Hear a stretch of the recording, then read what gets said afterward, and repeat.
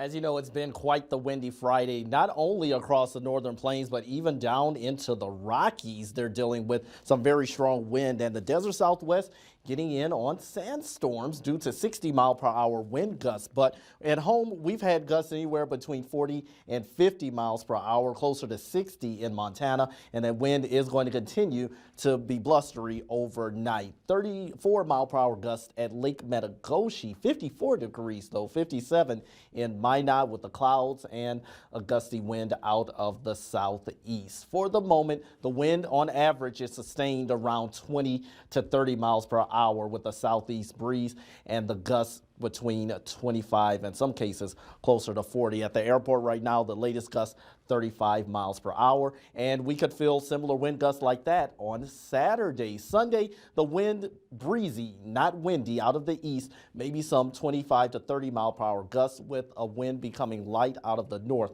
on Monday.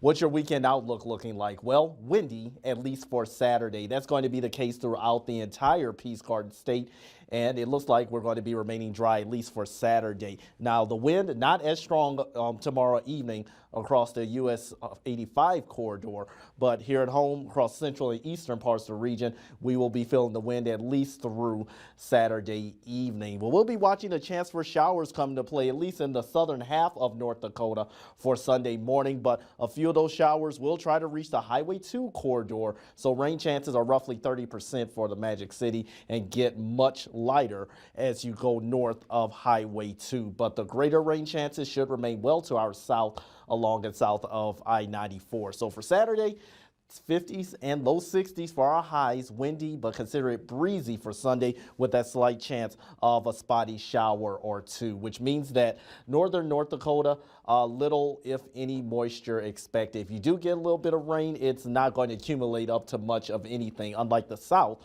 That's where they have the chance of maybe a tenth of an inch of rain, but a quarter of an inch potential, going to be closer to the North and South Dakota state line on southward. So let's take a look at your overnight forecast. Lows going to be rather mild as the warm air advection comes in, and the wind also helps with that.